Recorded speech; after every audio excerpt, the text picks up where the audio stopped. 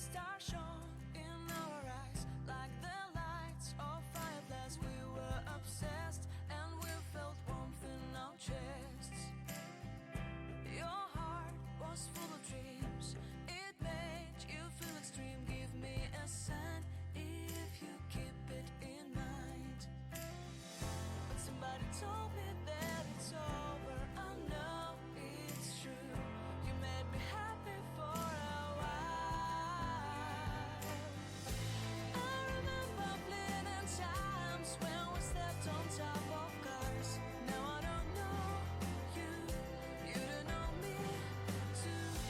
I remember fleeting times when we watched the sparks so far. Now I don't know you, you don't know me too. We knew we'd be forever young.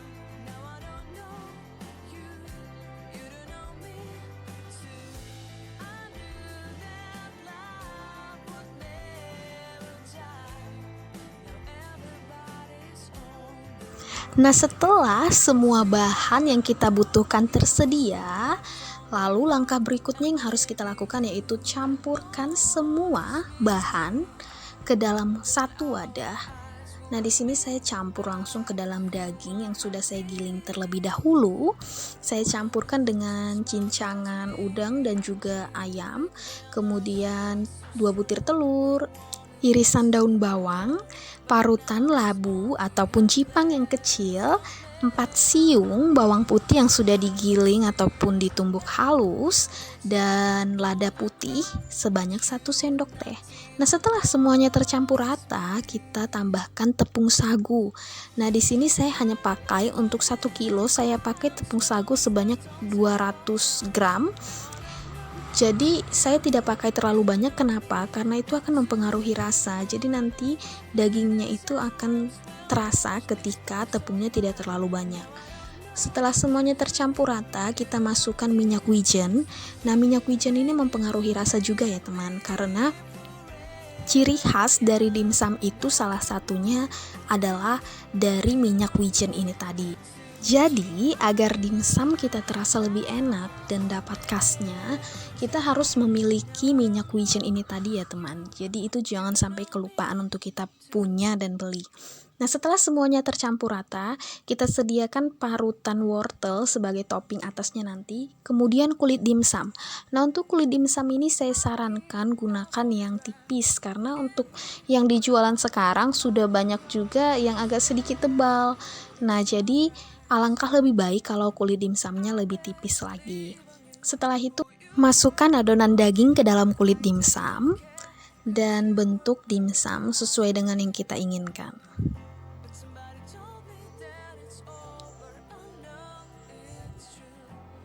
Nah, untuk membentuk dimsum ini sendiri yang perlu kita ketahui agar dimsum tidak terlihat pipih ke bawah ya. Jadinya usahakan sebisa mungkin ketika kita membentuk dimsum ini tadi, dia mengembang ke atas. Nah, ketika masak nanti dia akan mengembang ke atas. Jadi tidak mempengaruhi sisi kanan dan kirinya, sehingga dia tidak pipih ke bawah. Nah, setelah itu masukkan topping wortelnya tadi di atas. Dan kemudian siapkan kukusan. Masukkan dimsum ke dalam kukusan dan tunggu kurang lebih selama 20 menit agar dimsum tanak. Nah, sembari menunggu dimsum masak, kita membuat sausnya dulu ya. Nah, untuk sausnya sendiri yang kita sediakan itu, karena saya doyan pedas, jadi saya pakai 7 buah cabai merah, kemudian 10 buah cabai rawit dan 2 siung bawang putih. Setelah itu saya pakai 1,5 sendok maizena yang sudah saya larutkan ke dalam air. Dan juga yang tidak boleh kita lupakan yaitu cuka. Di sini kita hanya perlu cuka 1,5 sendok makan. Nah, setelah itu rebus air di dalam wajan dan masukkan bumbu-bumbu tadi ke dalam air yang sudah mendidih. Nah, ini kita rebus dan tunggu hingga mateng ya. Nah, ketika mateng dia tampilannya akan terlihat berbeda. Kemudian saring semua bahan dan masukkan ke dalam blender. Nah, di sini kita bakalan giling, tapi untuk airnya kita tidak buang.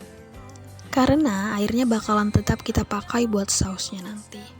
Nah, setelah semua bumbu terblend dengan baik, masukkan bumbu ke dalam wajan dan disaring terlebih dahulu ya.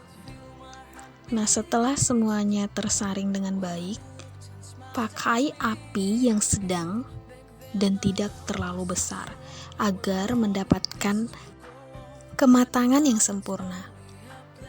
Setelah itu, campurkan 3 sendok makan gula pasir dan 1 sendok makan garam.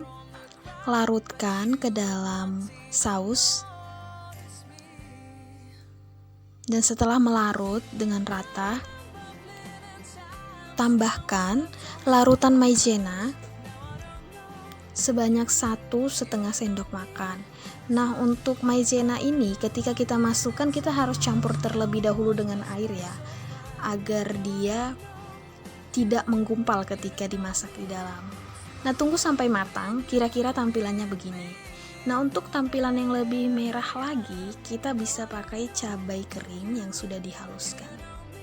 Oke, ini dia saus ala rumahan dari saya. Dan juga kita sudah bisa hidangkan dengan dimsum yang tadi kita masak. Nah, itu dia dimsum dan saus dimsum ala rumahan dari Remy Channel. Selamat mencoba dan selamat menikmati dimsum ala kalian sendiri di rumah. Dan untuk mendukung channel ini, jangan lupa kalian boleh subscribe, like, dan juga komen ya.